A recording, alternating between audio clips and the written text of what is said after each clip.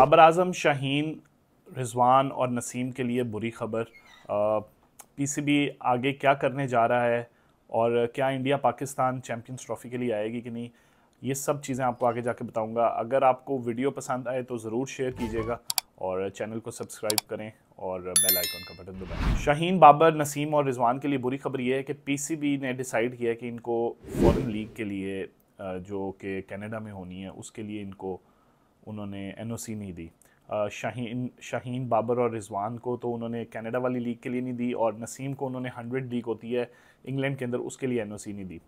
अब पीसीबी का कहना ये है कि हम एनओसी इसलिए नहीं दे रहे क्योंकि अगले 9 महीने में तकरीबन 9 टेस्ट मैचेस, 14 वनडे और 9 T20 हैं, तो प्लेयर का जो वर्कलोड है वो बहुत ज़्यादा हो जाएगा और हम इसलिए उनको नहीं दे रहे। जबकि प्लेयर्स का तो वो जाहिर है वो कुछ नहीं कहेंगे, वो सेंट्रल कॉन्ट्रैक्ट में है, लेकिन एक अगर बात देखी जाए तो प्लेयर्स के पास उनकी लाइफ बहुत थोड़ी होती है क्रिकेट खेलने की, तो उन्होंने ज़्यादा से ज़्यादा पैसे कमाने होते हैं लीग्स में, क्योंकि पर प्लेयर को 3, 4, 5 करोड़ भी मिलता है। और वो आप एक तरह देखें कि उनका जब कॉन्ट्रैक्ट वो वाला आप उनको एनओसी नहीं देंगे तो उससे डिसअपॉइंट होंगे। उसकी जगह आपको एक रूल रखना चाहिए था कि आप प्लेयर्स को एनओसी दें जब आपके मैचेस हों, प्लेयर्स अवेलेबल हों, और जब वो मैचेस ना हो तो प्लेयर्स जाएं और आके उनके फिटनेस टेस्ट लें। अगर फिटनेस टेस्ट क्लियर करते हैं तो कोई प्रॉब्लम नहीं है, क्योंकि जिस तरह मैंने आपको पहले कहा, प्लेयर्स के पास बहुत थोड़ा टाइम होता है, उनके पास कोई ज़्यादा टाइम नहीं होता पैसे कमाने के लिए, उनकी लाइफ बहुत थोड़ी होती है, क्रिकेटिंग लाइफ बहुत थोड़ी होती है। इस तरह एक मिसाल मुझे याद आती है, जब नसीम अशरफ चेयरमैन थे तो मोहम्मद आसिफ टॉप परफॉर्मर थे, तो उनको एक काउंटी से ऑफर हुई तकरीबन 80,000 पाउंड की उस ज़माने में। तो नसीम अशरफ यही चाह रहे थे कि वो ना जाएं, वो पाकिस्तान में ही रहें उनके ट्रेनर्स के सामने और सब कुछ। नसीम अशरफ ने कहा कि मोहम्मद आसिफ आप ना जाएं, आपको जो कॉन्ट्रैक्ट के पैसे मिल रहे हैं पाकिस्तान पीसीबी आपको वो पैसे देता है। तो मोहम्मद आसिफ नहीं गए। उसके बाद मोहम्मद आसिफ ने पीसीबी को, पाकिस्तान क्रिकेट को परफॉर्म करके भी दिया और आउट करके भी दिए। ये एक आपको दरमियाना रास्ता निकालना पड़ना है। इससे ये होगा कि प्लेयर्स मोटिवेटेड रहेंगे और प्लेयर्स को महसूस नहीं होगा। लेकिन मेरे ख्याल से तो पीसीबी को चाहिए था कि इनको एनओसी ग्रांट कर देता ताकि ये खेलते रहते और पाकिस्तान आते, अगर फिटनेस टेस्ट क्लियर करते तो फिर पाकिस्तान टीम के अंदर इंक्लूड होते, क्योंकि दुनिया क्रिकेट खेलते रहना चाहिए। प्लेयर्स की, जिस तरह मैंने आपको बताया, लाइफ, क्रिकेटिंग लाइफ बहुत थोड़ी होती है। दूसरे नंबर पे पीसीबी चेयरमैन ने कुछ अहम फैसले किए। उन्होंने कहा डिसिप्लिन के ऊपर कोई कॉम्प्रोमाइज़ नहीं होगा, बड़ी खुशाइन बात है। उन्होंने कहा कि कोई भी टीम के अंदर लॉबिंग अगर हो रही है तो वो नहीं होने देंगे। कोई भी अगर ब्लॉक्स बने हुए हैं, कोई भी ग्रुप्स बने हुए हैं, तो उस ग्रुप्स को बिल्कुल हम कामयाब नहीं होने देंगे। ये बहुत अच्छा फैसला है अगर इस पे इम्प्लीमेंट हो जाए। फिर उन्होंने एक क्यूरेटर रखा। क्यूरेटर मैं आपको बता दूं जो पिचेस तैयार करता है, वो उन्होंने एक फॉरनर मंगवाया और फॉरनर को रखा। ये बहुत अच्छा फैसला है। देखें, 75 साल से पाकिस्तान की पिचेस के बारे में हर एक को शिकायत रहती है। कई बॉलर्स ने आके कहा, डेनिस लेली ने कहा कि मेरी कबर इस पिच में, फैसलाबाद की पिच में बना दीजिएगा। इसी तरह शुएब अख्तर ने एक दफ़ा डोमेस्टिक मैच खेला, 400 या 500 स्कोर हो गया, दूसरी टीम ने कर दिया, तो शुएब अख्तर ने भी कुछ इस तरह का बयान दिया था। तो पिचेस आपको सपोर्टिंग पिचेस बनानी बहुत ज़रूरी हैं, लेकिन आई डोंट नो वाई कि हमें समझ नहीं आती कि हमने वो पिचेस किस तरह बनाने, हमारे क्यूरेटर्स को समझ नहीं आती और बहुत ज़्यादा उनको टाइम दे दिया। तो ये एक बहुत अच्छा फैसला है कि अगर आप बाहर से एक क्यूरेटर लेके आ रहे हैं, उसको 2 साल का कॉन्ट्रैक्ट दिया, वो 2 साल के अंदर देखते हैं कि वो पिचेस के ऊपर क्या करता है। लेकिन पिचेस सिर्फ इंटरनेशनल मैचेस की नहीं, पिचेस आपको डोमेस्टिक तक की भी तैयार करवानी पड़ेंगी। देखें, क्यूरेटर की भी, जो क्यूरेटर आके करेगा, जो डोमेस्टिक में ग्राउंड्स में पिचेस तैयार होती हैं, उनको भी वही ट्रेनिंग उसी क्यूरेटर से दिलवाएं कि वो किस तरह पिचेस तैयार करता है, वो किस तरह पिचेस को रोल करता है, किस तरह पानी देता है। तो ये चीज़ें बड़ी ज़्यादा इंपॉर्टेंट हैं। पीसीबी चेयरमैन को चाहिए कि क्यूरेटर के अलावा और भी लोग बाहर से लेके आए। मुझे पता है काफ़ी लोगों को मेरे इस बात से काफ़ी तकलीफ़ होगी, क्योंकि इधर ज़्यादातर लोग नौकरियों के पीछे पड़े रहते हैं, लेकिन इनको 75 साल से नौकरियां दी हुई हैं और आप देखें क्रिकेट का ग्राफ एकदम नीचे नीचे नीचे और नीचे ही जाई जा रहा है।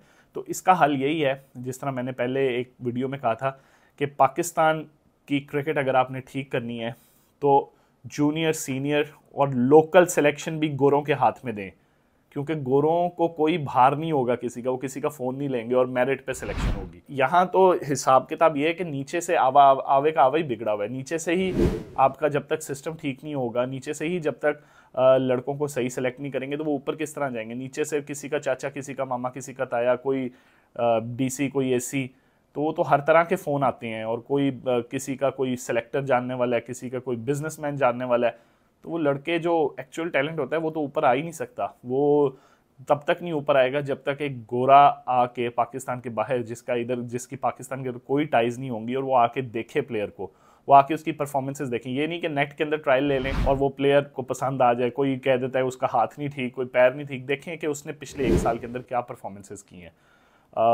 तो पीसीबी चेयरमैन को चाहिए कि उन्होंने जिस तरह सीनियर सिलेक्शन कमेटी के अंदर फुल अथॉरिटी दी है गैरी कर्स्टन और जेसन गिलिस्पी को, इसी तरह वो और लोग बाहर से लेके आएँ जिनको पूरी अथॉरिटी दें, पाकिस्तान क्रिकेट की सिलेक्शन बेहतर करें। और ये सिलेक्शन ऊपर से ऊपर वाला बेहतर नहीं होगा। देखें, इसकी एक बड़ी सिंपल सी मिसाल है, ऊपर से आप बेशक किसी को सुर्खी पाउडर लगा दें, अगर वो अंदर से नहाता ही नहीं है तो फ़ायदा कोई नहीं है। तो जब तक आप नीचे से पूरा सिस्टम ठीक नहीं करेंगे तो तब तक आपका सिस्टम इसी तरह ही चलता रहेगा। वो नीचे नीचे नीचे जब मैं बात करता हूँ तो उससे क्लब लेवल से शुरू होती है बात, फिर डिस्ट्रिक्ट, फिर रीजन, और फिर पाकिस्तान की टीम, और अंडर-19, अंडर-17, अंडर-13। तो ये आप लोगों को बड़ा ज़रूरी है करना। लोकल लोगों से अभी फ़िलहाल जान छुड़वाएं, इनको सिर्फ कोचिंग के हद तक या ग्राउंड मतलब और स्टाफ के हद तक की सूरत में रखें। सिलेक्शन अगर आपने पाकिस्तान की क्रिकेट को ठीक करना है तो सिलेक्शन आपको गोरों के हाथ में देनी पड़ेगी, जो कि जिनकी कोई टाइज पाकिस्तान से नहीं है, जिन्होंने किसी का फ़ोन ही नहीं सुनना, जिनको किसी ने फ़ोन ही नहीं करना, वो खड़े हों, वो ट्रायल्स लें, वो रिकॉर्ड्स देखें, वो बॉलर देखें, वो बैट्समैन देखें, तो आप देखिएगा कि पाकिस्तान की क्रिकेट काफ़ी बेहतर हो जाएगी। चेयरमैन पीसीबी को अगर वो अब एक्शन लेने पे आ ही गए हैं तो उनको एक्शन, पीसीबी के अंदर बैठा एक माफिया है जो कि आप रिकॉर्ड निकालें, जो कि 15 साल से पीसीबी के अंदर चल रहा है। वो कौन लोग हैं? 15-20 साल से जो मर्जी आ जाए, जो मर्जी चला जाए, वो अनटचेबल है, उनको कोई नहीं हिला सकता।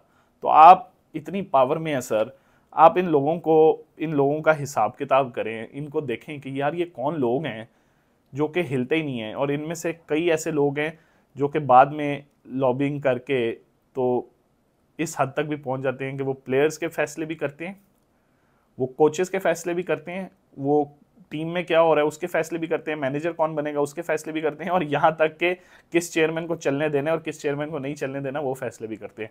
तो ये एक पूरा, अगर आपने आके फैसला किया ही है कि पीसीबी को ठीक करना है, तो सिर्फ स्टेडियम रेनोवेट करने से या हाई परफॉर्मेंस सेंटर नए बनाने से ये चीज़ें ठीक नहीं होंगी।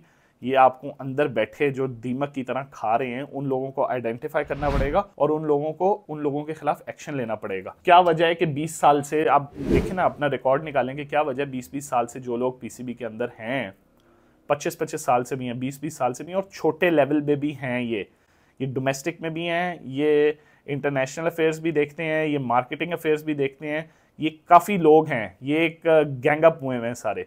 ये नेशनल क्रिकेट एकेडमी में भी हैं इस तरह के लोग, वो कभी टीम के अंदर घुस जाते हैं, कभी फील्डिंग कोच बन जाते हैं, कभी बैटिंग कोच बन जाते हैं। ये सारे लोगों को आइडेंटिफाई करें सर, और आइडेंटिफाई करने के बाद इन लोगों के खिलाफ एक्शन लें अगर आप चाहते हैं सही मायनों में पाकिस्तान की क्रिकेट बेहतर हो। इसके बाद बात आ जाती है कि इंडियन क्रिकेट टीम पाकिस्तान आएगी कि नहीं आएगी चैंपियंस ट्रॉफी के लिए। देखें, इंडिया इस वक्त उस पोजीशन में है कि वो अपनी बात मनवाएगी, मैं बड़ा कैटेगोरिकली कह रहा हूँ। पाकिस्तान अनफॉर्चुनेटली इस वक्त उस पोजीशन में नहीं है।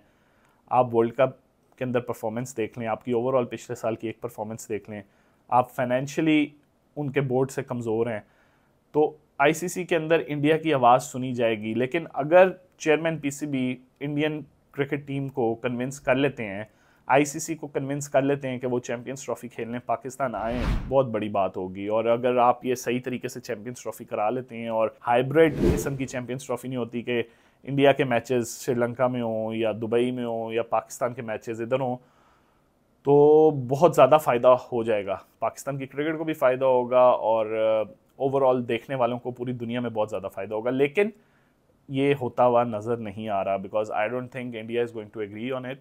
और उन्होंने कोई ना कोई नया शोशा छोड़ेंगे, नई बात निकालेंगे कि हमने पाकिस्तान नहीं आना, उस चीज़ का कोई ना कोई बहाना ढूंढेंगे।